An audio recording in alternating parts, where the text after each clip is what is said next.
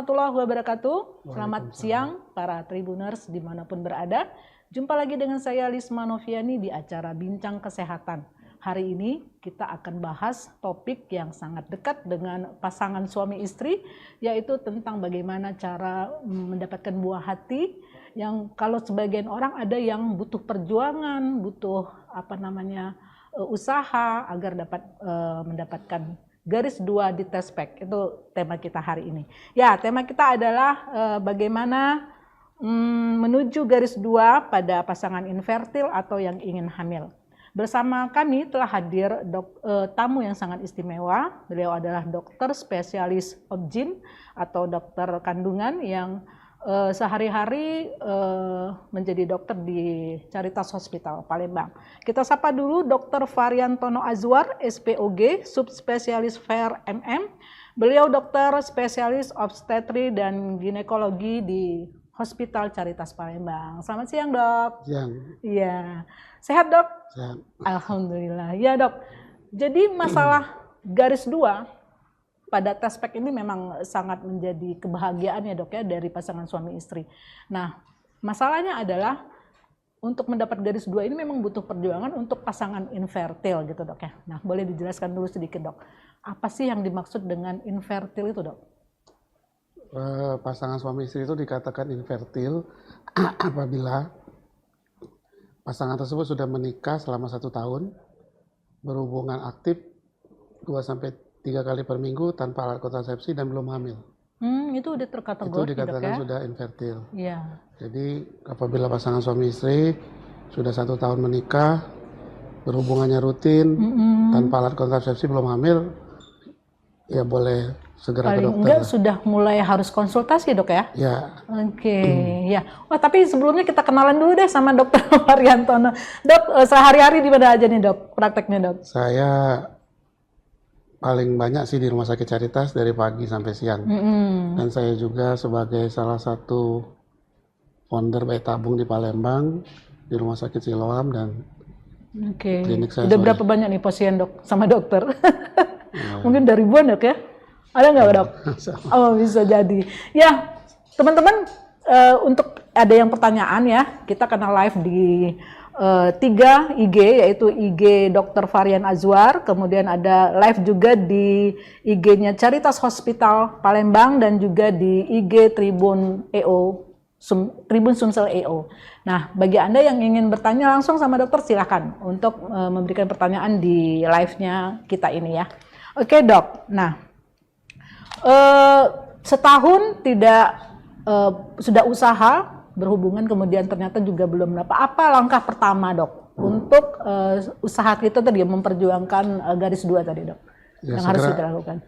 Segera konsultasi ke dokter kandungan dan kebidanan yang pasangan suami istri tersebut pilih. Mengkonsultasikan ke dokter SPOG. Ya, pertama-tama ya harus pasangan suami istri harus sama-sama mau melakukan pemeriksaan. Terutama yang susah ini kadang-kadang suami ya. Iya, betul, Dok. Padahal pada kenyataannya saat ini 50% lebih itu masalah itu pada sperma. Pada laki-laki sebenarnya, Dok, ya? 50% lebih lah. Nah, itu tadi, Dok. Apa sih penyebab utama pasangan suami istri itu menjadi infertil, Dok? Boleh dokter cerita sedikit. Kalau pada praktek saya sehari-hari ya penyebabnya karena pola hidup. Pada laki-laki itu ya sperma kadang-kadang ya jelek ya karena pola hidup. Pola hidup bisa dari merokok, ya makan, terus juga karena faktor pekerjaan juga bisa. Misalnya pada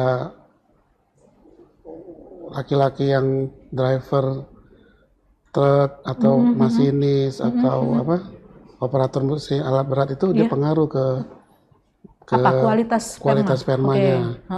Terus juga pada wanita pada saat ini banyak pada gangguan hormon, obesitas, itu kan karena pola hidup semua. Iya. Jadi mungkin kebanyakan sekarang ini ya sebenarnya karena pola hidup. Belum lagi penyakit yang degeneratif itu udah. Jadi prinsipnya gini, penyebab tidak hamil itu bisa dari laki-laki, bisa dari perempuan. Ini saya gambarkan secara garis besar. Dari laki-laki itu ya masalahnya sperma. Artinya apabila pasangan suami istri tersebut konsultasi ya laki-laki harus periksa sperma. Nah, yang penyebab dari perempuan itu apa? Satu, misalnya ada tumor, kista, atau miom, itu mengganggu untuk kehamilan. Artinya ada gangguan pada anatomi. Yang kedua, hormonal. Hormonal itu biasanya sebagai gambarannya misalnya siklus mennya yang memanjang. Siklus men yang memanjang tuh ya artinya ada gangguan pada hormon. Mungkin para pejuang garis 2 sering dengar lah namanya PCOS atau PCO, itu salah satu faktor yang paling banyak juga.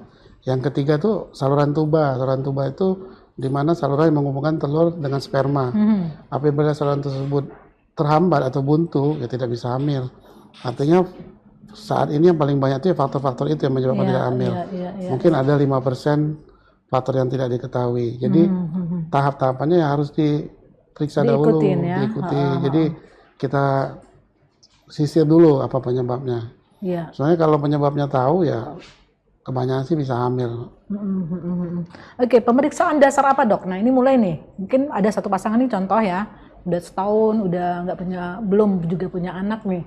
Tahap awal, mulai dari apa dulu dok? Tadi? Yang pertama laki-laki jelas periksa analisa sperma. Yang kedua mungkin pada wanita yang melakukan pemeriksaan USG. USG mungkin alangkah baiknya pada hari kedua haid, ya USG-nya dilakukan dengan USG transvaginal. Nanti tujuannya ya untuk melihat ada kista atau tidak, melihat ukuran sel telurnya. Selanjutnya nanti akan diperiksa saluran tubanya, bisa dilakukan dengan HSG atau pemeriksaan SIS. Nah nanti baru itu kan bisa ketahuan ada masalah apa. Itu harus dua-duanya pergi ke dokter kandungan ya dok ya? Ya prinsipnya sama-sama mau diperiksa lah. Soalnya orang bilang dokter kandungan cuma periksa ibu ya dok ya, ternyata ya suami juga harus diperiksa. Nah ini berapa lama nih dok masa-masa yang ini pemeriksaan dasar ini biasanya? Mungkin dalam 2 minggu bisa. 2 minggu. Bisa itu asal diawali dari haid kedua. 2 minggu bisa tahu jawabannya. Masalahnya. Nah, setelah ada jawaban nih, suami sudah diperiksa, istri sudah diperiksa. Nah kira-kira apa tahapan berikutnya dok? Ya kalau misalnya masalah sperma ya sperma diperbaiki. Nah sperma ini levelnya berbeda-beda. Ada yang masalahnya ringan kan. Kalau ringan ya mungkin dengan obat-obatan bisa kita perbaiki. Ada juga dengan yang masalah yang berat. Atau kalau berat ya mungkin biasanya ada varikokel. Nah misalnya kalau sampai tahap itu mungkin harus dioperasi laki-lakinya. Atau juga kalau nggak mau dioperasi ya bisa lakukan dengan bayi tabung. Terus atau yang pada kasus yang azoospermia, spermanya 0, ya harus dilihat juga penyebabnya apa. Kalau masalah hormon ya agak berat untuk hamil karena memang dari pabriknya nggak ada sperma kan, jadi tidak bisa kan. Atau kalau karena ada sumbatan ya bisa juga dilakukan dengan bayi tabung. Nah pada wanita misalnya ada kista, ada miom gitu ya dilakukan operasi dulu. Nah biasanya dilakukan operasi dengan laparoskopi. Di rumah sakit kami, rumah sakit Caritas sering melakukan hal itu. Terus yang ketiga kalau masalah salurannya buntu dilihat dulu apakah bisa diperbaiki atau tidak. Kalau bisa diperbaiki ya dengan menggunakan teknik laparoskopi juga. Di Caritas juga sering saya melakukan itu. Oke, nah ini berapa minggu nih dok? Dari yang tadi udah ketahuan nih ternyata masalahnya di suami atau istri gitu ya. Tadi udah tahapan memeriksa gini itu paling nggak butuh berapa lama dok? Sebenarnya sih dalam 1 bulan bisa ya kalau rutin ya pemeriksaannya ya. Ya tapi kadang-kadang kan. Dan misal pun tadi dok mungkin operasi kista itu berapa lama dari operasi kista kemudian harus mencoba lagi promil gitu dok? Siklus bulan selanjutnya bisa kalau dengan menggunakan operasi laparoskopi. Iya. Jadi sebenarnya bisa cepat ya dok ya? Bisa cepat, iya. Nah dok, nah misalnya tadi dua-duanya mungkin ada masalah nih dok. Nah kemudian kan ada banyak pilihan nih promil untuk misalnya dengan cara alami atau dengan cara bayi tabung atau inseminasi, itu pilihan-pilihan itu seperti apa dok kalau dari saran dokter? Sebenarnya pilihan itu sebenarnya tergantung dari penyebabnya. Ada penyebab yang memang harus bayi tabung. Ada penyebab ya sebenarnya dengan pola hidup yang baik, dengan pemberian suplemen dan obat-obat tertentu bisa hamil asal sabar. ada juga ya memang harus dilakukan tindakan operasi. Setelah tindakan operasi ternyata banyak yang hamil. Iya. Banyak kasus pasien Banyak, dokter ya. saya banyak melakukan tindakan laparoskopi dan berhasil hamil alami. Bahkan ada yang sampai 12 tahun setelah laparoskopi 2-3 bulan kemudian hamil. 12 tahun nunggu, Dok? Iya. Oh. Jadi sebenarnya tergantung dari penyebabnya. Jadi memang kita usahakan dulu untuk cara alami, Dok ya. Kalau memang kasusnya masalahnya tidak berat ya, Dok ya. Gitu. Iya, sebaik-baiknya hamil ya alami lah. Lewat alami ya. Oke. Nah, Dok, kalau di Carita sendiri, Dok, apa layanan yang tadi ya, program hamil itu seperti apa, Dok? Saya di Caritas ya bisa melakukan pemeriksaan, ya dari pemeriksaan awal sih bisa screening, melakukan tindakan HSG, analisa sperma, SIS, dan sampai tindakan laparoskopi. Ya. Nah, kalau misalnya secara alami, misalnya belum juga menghasilkan gitu, Dok, perjuangan garis 2 ini, apalagi yang saran dari dokter untuk promil tadi, Dok? Tadi selain butuh kesabaran dan pola hidup, ini memantau pola hidup ini susah kan, Dok? Ya, itu yang susah sebenarnya. Iya, gimana, Mendingan Dok? menghadapi pasien yang ada kista daripada yang Pola hidup. pola itu susah, karena kadang-kadang banyak yang nggak sabar kan. Misalnya rokok, Dok. Seberapa besar pengaruh rokok itu terhadap kualitas sperma misalnya, Dok? Ini karena rokok tuh dia yang menjadi hal yang paling banyak terjadi di masyarakat. Saya tidak bisa mengukurnya, tapi nggak bisa. sampai hari ini belum ada yang mengatakan rokok itu baik untuk kesehatan. Iya. Ya, Berarti jadi memang ya pengaruh. utamanya ya, kalau pengen punya anak, Ya, punya buah hati, yang pertama harus pola jangan hidup merokok. sehat. Nggak boleh merokok dulu ya, Dok. Nah, kalau dengan gaya hidup misalnya, kalau tadi kan kalau mau pengen anak perempuan harus banyak makan sayur, itu gimana, Dok? Kalau pengen laki-laki harus banyak proteinnya, ada nggak pola-pola yang seperti itu, Dok? Sebenarnya sih kalau untuk pemilihan gender sampai hari ini tidak ada yang menjamin bahwa dengan mengatur pola makan itu akan menjadi kelamin tertentu. Enggak ya? Dari penelitiannya belum ada. Iya. Ya, karena penentuan jenis kelamin itu ditentukan dari kromosom laki-laki, karena yang megang laki kan kromosomnya X dan Y. Jadi tergantung dari bapaknya kromosomnya apa. Jadi makanan itu ya tidak bisa mengatur kromosom kan. Jadi sebenarnya dengan mengatur pola makan bisa menjadi kelamin tertentu itu hanya mitos saja. Iya. Dok, nah tadi ada program yang kita lebih bahas dengan promil yang alami, Dok ya. Nah, ini kan kasus per kasus, Dok ya. Nggak bisa kita misalnya satu orang ini sama dengan satu orang ini. Nah, ada batasan nggak, Dok? Misalnya tadi butuh kesabaran nih. Sabarnya itu sampai berapa lama gitu? Ada batas-batas gitu nggak, Dok? Promil, tentang promil ini. Kesabaran promil tergantung pasangan suami istrinya. Iya. Artinya dengan usaha gitu kan, Dok? Ya. Prinsipnya begini ya, kalau spermanya masih di atas rata-rata ya, di atas rata-rata maksudnya kan ada batas minimal yang tidak bisa hamil alami, ada batas bisa yang hamil alami. Spermanya masih bisa minum, harusnya bisa hamil kalau dari sisi sperma. Kecuali kalau yang kurangnya ekstrim. Ekstrim itu artinya kan standar jumlah sperma itu 16 juta, Bu. Tapi kalau misalnya mungkin jumlahnya 8 juta itu masih bisa hamil. Tapi kalau jumlahnya cuma 1.500.000 ya itu tidak bisa hamil alami. Pasti ada sesuatu kan. Makanya harus dilakukan pemeriksaan lanjutan. Nah, pada perempuan ya kalau misalnya mennya masih teratur, siklus mennya masih teratur, terus nggak ada sumbatan, terus maksudnya siklus mennya teratur, tidak ada sumbatan, tidak ada tumor, kista, harusnya masih bisa hamil alami. Bisa ya. Sampai umur berapa sih, Dok? Kalau ini perempuan kan ada batasan nih karena umur ya. Usaha untuk promil ini sampai umur berapa nih perempuannya? Kalau laki-laki terus ya, Dok ya, sampai umur 60. Kalau perempuan yang terakhir pernah hamil wanita umur 46 tahun. 46. Asal dia masih mens gitu, Dok ya? Ya. Dan kondisi tubuhnya masih baik ya. 46 bisa ya, Dok ya? Ada ya? Tapi tidak banyak ya. Oke. Mungkin dari 101 lah kali. Iya. Tapi yang paling maksudnya tidak berisiko tuh, Dok, di bawah 40 ya? di bawah 35. Di bawah 35. Oh iya iya. Saya 37 dok terakhir. Iya ya.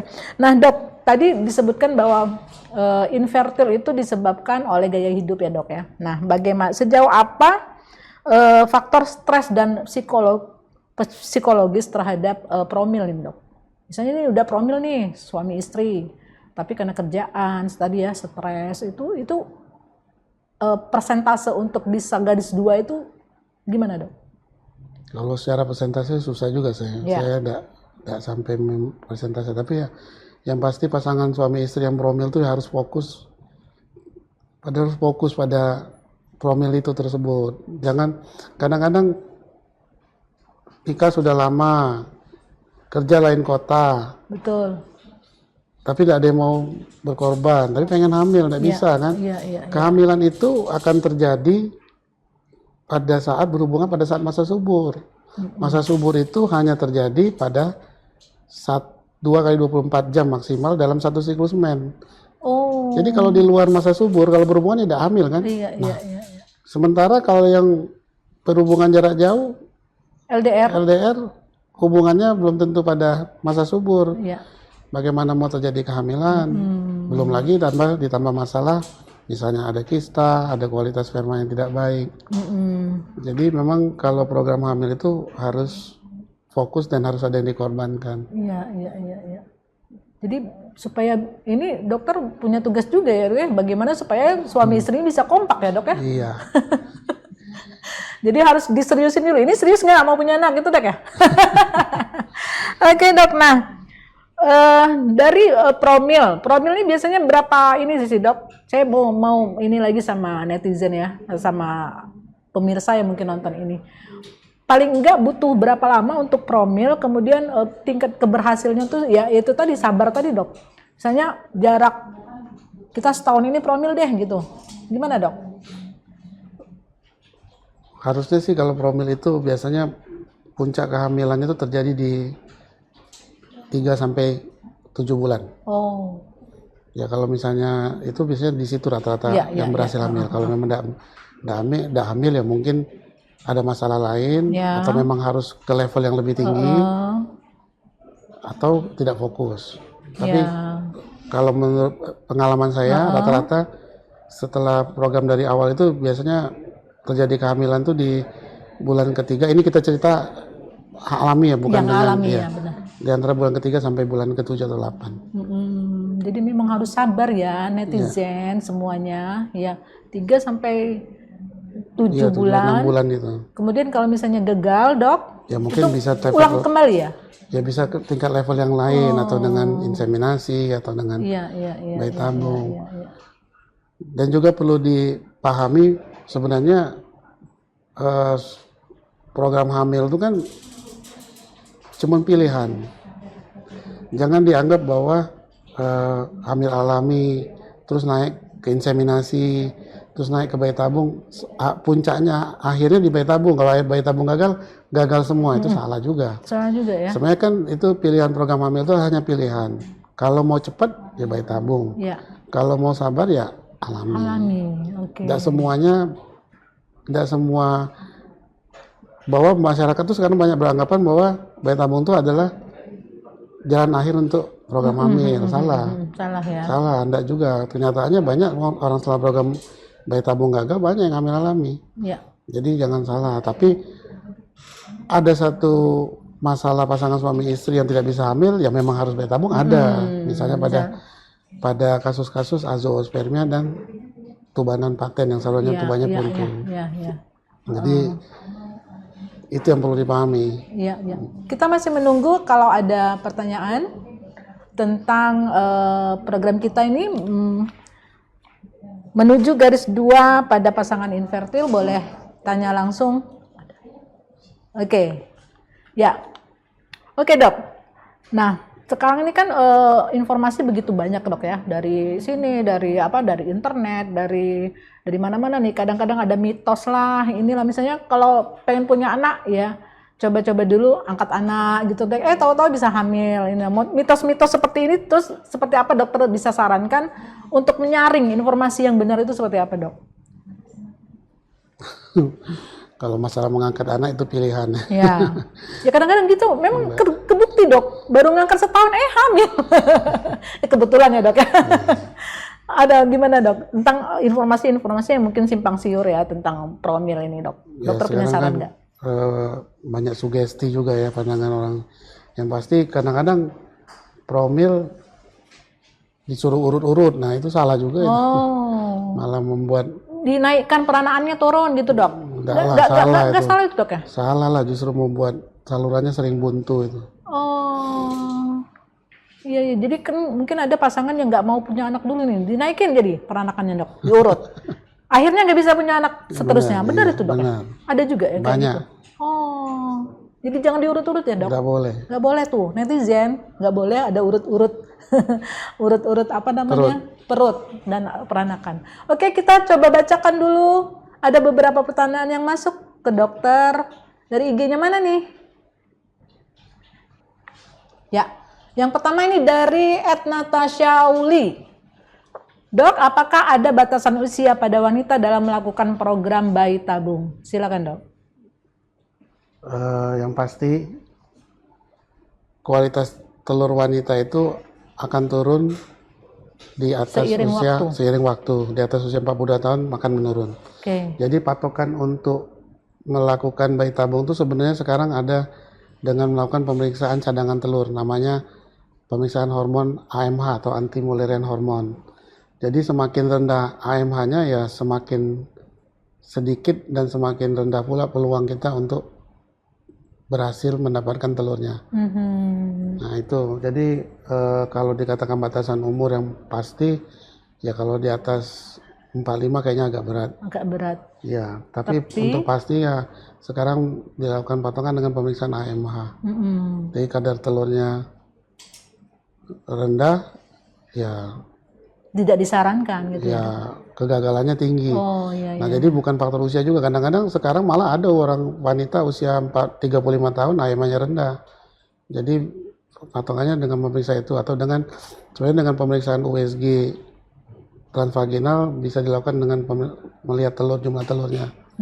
Nah, tapi untuk konfirmasinya dengan pemeriksaan AMH. Ya, itu ya untuk IG @natashauli bahwa tidak ada patokan khusus batasan umur wanita, hanya saja disarankan di bawah 40 tahun gitu ya dok ya? 45 tahun ya. Oke, mudah-mudahan menjawab pertanyaan dari Natashauli tadi ya. Oke, kita lanjut dengan pertanyaan berikutnya. Nah, ini dari @eva.ibel. Dok, posisi berhubungan apa yang tepat supaya cepat hamil? Nah, ini sudah teknik nih dok. Jadi sebenarnya dari ini terakhir ya, posisi yang berhubungan yang cepat hamil itu ya tetap aja yang perempuan di bawah konvensional. Ya. Dan satu lagi ya, sekarang banyak mitos sering beredar harus diganjel bantal, kakinya ditinggikan. Kaki dinaikin. Sebenarnya tidak perlu itu. Enggak dok ya? Enggak, karena secara teori kan sperma itu bergerak sendiri deh. Iya. Jadi sperma itu jumlahnya jutaan kan dok ya? Sperma itu akan mencari jalannya sendiri, jadi tidak perlu diangkat-angkat kakinya ya. Jadi nanti hamil enggak kakinya kram malah. Tapi tadi dok, tadi di awal dokter bilang harus diperhatikan masa subur, itu sebenarnya yang menjadi patokan dok ya, bukan posisi ya dok ya. Boleh dijelasin lagi dok? Ya pokoknya kehamilan itu akan terjadi kalau pasangan suami istri berhubungan di masa subur. Iya. Masa subur itu hanya terjadi 1 sampai 2 hari dalam satu siklus men. Jadi kalau di luar masa subur tidak berhubungan ya tidak terjadi kehamilan. Iya, jadi bukan tergantung posisi dok ya sebenarnya. Iya. Tapi lebih tadi disarankan yang konvensional yang biasa dok ya. Oke dok, tadi masa subur tadi boleh diulang dok. Masa subur perempuan itu setelah haid itu seperti apa dok? Kalau kita memastikan kapan tuh harus dilihat terus Bu, harus diperiksa. Kamu pasti periksa hormon atau dengan melakukan pemeriksaan USG transvaginal.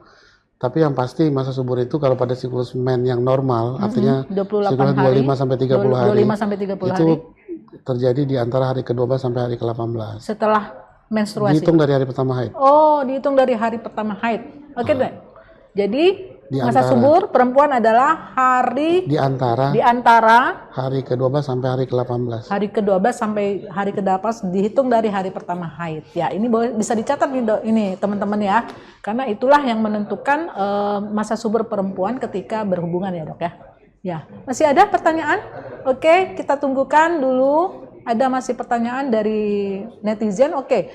@melisaputri25. Dokter izin bertanya Dok, bagaimana jika kita baru tes pack hasilnya garis 2 samar, tapi pas dites urin negatif? Itu bagaimana ya Dok? Nah, seperti itu Dok. Ya, jadi banyak sekarang tes pack itu ya, pasien datang ke saya tes pack garis 2 samar. Banyak ternyata tidak hamil. Jadi tes pack itu sekarang mungkin kualitasnya menurun atau banyak kadaluarsa. Jadi kalau mau tes pack itu alangkah baiknya dengan 3 kali tes pack dengan merek yang berbeda. Oh, sekarang ya Dok? Terus kalau mau pasti itu sekarang sebenarnya melihat pasti hamil apa tidak ya periksa serum beta HCG namanya, periksa darah. Dari situ bisa pasti hamil. Tapi memang pemeriksaannya lebih mahal. Jadi kalau menurut saya kalau yang untuk sehari-hari tes pack itu jangan cuma 1 kali. Tes pack lah minimal 3 kali dengan 3 tes pack yang berbeda. Kalau 3-3-nya garis 2 ya harus percaya gitu. Iya, karena banyak yang sekarang kayak gitu. Mungkin karena persaingan brand ya Dok ya. Iya. Jadi harganya juga semakin murah gitu ya. Kualitasnya kering ini. Jadi ya mungkin tadi ya Mbak Meli mungkin yang tadi yang bertanya bahwa memang harus beberapa kali untuk tes pack supaya lebih yakin dan kemudian ke dokter ya Dok ya untuk memastikannya. Ya, oke. Kita masih tunggukan kalau ada lagi pertanyaan dari para netizen. Ya ini satu lagi nih dari @pasha. Dokter banyak yang bilang kalau setelah laparoskopi jadi malah susah hamil. Apakah benar Dok? Nah ini salah satu mitos nih Dok. Apa benar atau salah nih Dok? Jadi yang penyebab bukan laparoskopinya yang susah hamil. Jadi justru banyak pada pasien setelah laparoskopi hamil. Mungkin karena memang penyebabnya tidak bisa diatasi dengan laparoskopi. Ya, jadi memang tidak hamil, jadi bukan karena laparoskopinya. Jadi laparoskopi itu adalah suatu tindakan operasi dengan minimal invasif, artinya dengan luka yang minimal, tapi kita bisa melihat seluruh kondisi dalam perutnya. Nah, jadi mungkin memang dari awal dilakukan laparoskopi ya tidak berhasil kan, atau tidak bisa diperbaiki kerusakannya. Ya jadi memang tidak bisa hamil, jadi bukan karena laparoskopinya. Jadi laparoskopi itu kan satu usaha untuk melihat dan memperbaiki suatu keadaan yang mungkin terganggu. Nah, namanya diperbaiki bisa berhasil, bisa tidak kan? Ya mungkin memang tidak berhasil. Jadi bukan karena laparoskopinya. Iya, jadi sebenarnya jangan ditakutin laparoskopinya Pak Dok ya. Karena bukan itu penyebab jadi tidak hamil ya Dok ya. Oke. Mungkin bisa menjawab dari Natasha tadi ya tentang apa yang Anda jawab. Anda tanyakan tadi. Oke, kita masih ada sih. Ini laris nih Dok, banyak yang bertanya nih dari @bundaardan 2020. Apakah keguguran juga terkait infertilitas? Karena ada yang mengalami keguguran anak pertama sampai hari ini belum mempunyai keturunan. Apakah bisa dibantu solusinya Dok? Silakan Dok. Jadi keguguran beda dengan infertilitas. Ya. Kalau keguguran itu nanti sudah berhasil hamil kan? Kalau infertilitas artinya belum pernah hamil. Nah mungkin keguguran yang pertama menyebabkan tidak hamil lagi itu mesti dilihat faktor, misalnya pernah dikuret mungkin, atau kuretnya yang bisa menyebabkan ini, atau faktor infeksi setelah dikuret. Ya untuk tahu itu ya sebenarnya harus diperiksa semua. Jadi mungkin alangkah baiknya untuk Ibu Bunda Ardan ya melakukan pemeriksaan ke dokter kandungan Bu. Jadi sebenarnya nggak ada hubungan kuret atau tadi keguguran dengan kehamilan berikutnya Dok ya? Enggak, pasti mungkin ada faktor lain. Jadi harus diperiksa. Harus diperiksa. Oke, jadi mungkin itu tadi ya. Atau mungkin tubuh berubah itu Dok, jadi infertil enggak juga ya? Bisa juga karena obesitas. Oh bisa jadi atau pengaruh penyakit ya Dok ya? Iya. Bisa jadi ya, bisa jadi itu ya Dok, Bunda Ardan. Oke, mungkin sampai situ dulu kita masih menantikan ya, masih menantikan. Kalau masih ada pertanyaan boleh, kalau ada 2 atau 3 lagi. Oh ini udah ada lagi dari Ari Wibowo. Dok, kalau ejakulasi dini apakah bisa mempengaruhi program promil, dok?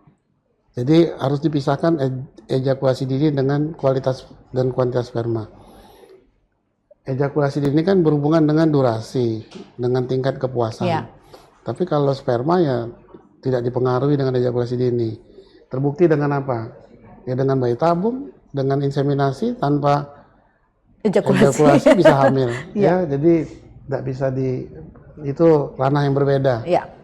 Ya, berarti ejakulasi dini itu tidak akan mengganggu promil ya, dok, sebenarnya? Tidak. Selama spermanya bisa masuk. Bagus, karena kualitas spermanya bagus, ya. Jadi jangan khawatir nih, Pak Ari Wibowo ya. Mungkin karena tadi kata dokter masalah ejakulasi dini dengan promil itu di ranah yang berbeda ya, dok ya. Bisa tetap bisa dikonsultasikan di dokter kandungan ya, dok ya. Kedua-duanya ya. Oke, nah kita masih ada waktu untuk pertanyaan bagi teman-teman netizen yang ingin bertanya langsung ke Dokter Variantono. Dok, nah tadi setelah misalnya ini konsultasi ke dokter nih di Caritas, nah apa aja nih dok pelayanan dari Rumah Sakit Hospital Caritas Hospital Palembang untuk layanan promil ini, dok? Boleh di Caritas bisa melakukan analisa sperma, pemeriksaan HSG untuk pengecekan saluran tuba ya, pemeriksaan SIS, bisa juga melakukan tindakan laparoskopi, ginekologi, ya itu. Dan screening ya USG transvagina itu standar. Itu semua melalui dokter kandungan, layanan dokter kandungan. Boleh, ini jam kerja dokter, dok, di Caritas? Saya praktek di Caritas setiap hari kerja dari jam 8 sampai jam 12. Oke. Oh pagi ya, dok? Ya. Oke, ya. Nah, dok, mungkin ini udah di sesi terakhir kita ya di acara kita ini. Nah, ada pesan khusus dokter sekali lagi kepada para pejuang garis 2 ini supaya semangat untuk berjuang untuk mendapatkan garis 2 ini, dok. Silakan, dok. Mulai dari tadi pemeriksaan, kemudian tahapan-tahapan yang harus dilalui. Ya, untuk pejuang garis 2 ya, selama ibunya masih, saya katakan tadi seperti tadi, siklus teratur, spermanya masih di atas rata-rata, masih di rata-rata, terus ya usia juga masih memadai. Jangan pernah putus asa untuk melakukan program hamil, karena setiap peluang kehamilan itu pasti ada. Ya, asalkan seperti kata saya tadi, kalau memang saluran tubanya buntu ya kita harus realistis. Kalau saluran tubanya buntu ya tidak bisa hamil alami, harus bayi tabung. Jadi tetap semangat, jangan pernah putus asa, dan fokus, ubah pola hidup yang sehat, dan harus hadir di korban. Harus kompak tadi, dok ya? Kompak, dan harus ada yang dikorbankan. Ini kadang-kadang banyak yang pengen kerjanya, karirnya tetap, nggak mau ini kan. Jadi harus ada yang dikorbankan dan fokus. Kalau sabar rata-rata banyak berhasil. Iya, dan sabarnya tuh tanpa batas ya, dok ya? Iya. Karena pasien dokter nih saya dengar ada yang berapa, dok? 10 tahun menanti? Ada 24 tahun saya. 24 tahun? Saya pernah sampai 24 tahun. Iya, itu umurnya berapa berarti, dok? Suaminya umur 55. Iya. Istrinya umur 44 atau 40 lebih. Alami ya, dok? Atau bayi tabung? Bayi tabung. Oh, bayi tabung, oke. Ya, jadi penantian 24 tahun ya, dok, luar biasa ya. Perjuangan untuk mendapatkan buah hati ya, dok ya. Ya. Kalau yang alami saya pernah yang 16 tahun. Oh ya, 16 tahun ya. Setelah di laparoskopi. Oke, ya ini berarti ya itu tadi sabar yang tiada batas nih, dok ya. Oh, ini ada lagi, dok, pertanyaan susulan nih dari oh iya, ini udah nih tadi. Ari Wibowo, kalau udah jawab nih. Ya. Oke. Nah, dok, saya mungkin mau pertanyaan ini pengganti dari dokter ini, dari netizen ini, dok. Kan ini kan dari mulai, kalau promil itu kan sebenarnya dimulai dari sebelum menikah, dok ya. Jadi penyuluhan terhadap pengantin baru nih, dok.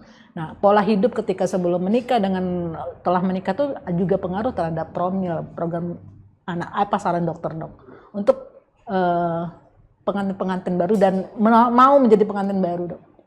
Yang pasti Untuk pola hidup, masukkan aja ya. pola hidup sehat. Pola hidup sehat itu ya mengatur pola makan, makanan sehat, olahraga. Dan kalau pada wanita minum asam folat dan vitamin D saat ini. Sebelum hamil pun, Dok ya? Iya. Oke. Itu apa? Vitamin B, Pak? D. Ya? D. Oh, asam folat. Sama antioksidan. Oke. Ya itu Itu mungkin ibunya olahraga. yang harus mesti lebih sehat ya, Dok ya? Ya suami juga lah. Gak mau kalah, Dokter. Oke, ini ada tadi pertanyaannya. Boleh di-share lagi nih. Yang tadi terakhir ya. Nah, ini dari Nindistika. Dok, saya udah 2 kali gagal insem. Laparoskopi semua dinyatakan normal baik suami atau istri, tapi belum hamil-hamil. Apakah harus IVF atau ada tes lain yang harus kami lakukan? Nah, silakan, Dok. Jadi dia ini udah 2 kali inseminasi, kondisi normal. Nah, apakah harus IVF nih, Dok, programnya? Inseminasi itu boleh sampai 3 kali. Oh ya, berarti ada kesempatan nih, Ya. 1 kali lagi ya, dicoba lagi. Ya kalau mau bayi tabung atau tidak itu pilihan. Ya, atau ada tes lain yang harus dilakukan. Oh tadi coba lagi berarti inseminasi ya. Nah buat Mbak Nindistika ya, jadi saran dokter coba lagi untuk insem. Ya. Kemudian kalau memang Ya sekarang nggak tuh berhasil ya. bayi tabung tuh pilihan. Kalau orang ada budget ya walaupun baru nikah 1 bulan pun boleh bayi tabung. Ya. Ya karena itu pilihan. Saya bayi tabung tuh pilihan untuk cepat hamil. Ya. Betul. Dengan biaya yang besar. Jadi bukan jalan akhir. Tadi kan sudah saya jelaskan bahwa bayi tabung itu bukan jalan akhir tapi pilihan. Kalau mau memilih bayi tabung ya oke-oke saja. Ya, oke. Ada satu lagi, Dok, dari Entianosro Nasro. Dok, adakah pengaruh bekerja di bagian farmasi atau kerja di laboratorium? Misal setelah hamil janin tidak berkembang. Nah, ini lagi nih, Dok, tentang mitos nih, Dok. Iya, enggak. Silakan, Dok. Ada nggak? Misalnya mungkin Sampai hari ini bekerja, saya belum dapat. belum pernah pengalaman tentang Belum kasus pernah seperti ini. ada jurnal yang mengatakan bahwa kerja di farmasi atau di lab itu mengganggu. Jadi saya tidak bisa komentar. Oh, misalnya di ronsen nih, ruang Nah, kalau ronsen gitu, ronsen Dok. jelas. Ya. Kalau ronsen memang pengaruh ke kualitas sperma. Ya, ini katanya janin tidak berkembang, Dok. Kalau janin tidak berkembang, Bisa jadi. Kalau di ruang itu. enggak cacat Ronsen ya. enggak ya? Kalau cacat ya. Oh, mungkin ada pengaruh lain ya, Dok, Iya. berarti ya. Jadi belum ada tadi penelitian yang pernah Tadi dia dokter ngomongnya baca. bukan ronsen, laboratorium. Iya, sama laboratorium. farmasi. Oke. Di laboratorium itu farmasi itu obat-obatan maksudnya ya, Iya. Dok ya. Jadi belum ada penelitian yang dokter temui sejauh ini tentang pengaruh itu ya, Dok. Iya. Berarti mungkin ada pengaruh lain ya. Mbak, apa tadi? Mbak Nindia tadi ya. Oke, apakah masih ada pertanyaan? Kalau tidak, kita akan akhiri podcast kita hari ini, Dok. Sekali lagi, kami ucapkan terima kasih atas kedatangan dokter di acara kita ini, menuju garis 2 pada pasangan infertil atau ingin hamil, dari podcast di live di Caritas Hospital Palembang dan IG-nya Dr. Varian Azwar dan Tribun EO. Mudah-mudahan bermanfaat, Dok, pembicaraan kita. Dan itu tadi pesan terakhir, Dok. Boleh share di mana dokter praktek tadi, silakan, Dok. Di Rumah Sakit Caritas Caritas, setiap hari kerja jam 8 sampai jam 12. Ya, boleh dilihat di layar ya. Oke, itu saja. Terima kasih Tribuners, bincang kesehatan kita hari ini. Mudah-mudahan bermanfaat dan berjuang terus untuk pasangan-pasangan suami istri yang ingin mendapatkan buah hatinya. Wassalamualaikum warahmatullahi wabarakatuh. Waalaikumsalam.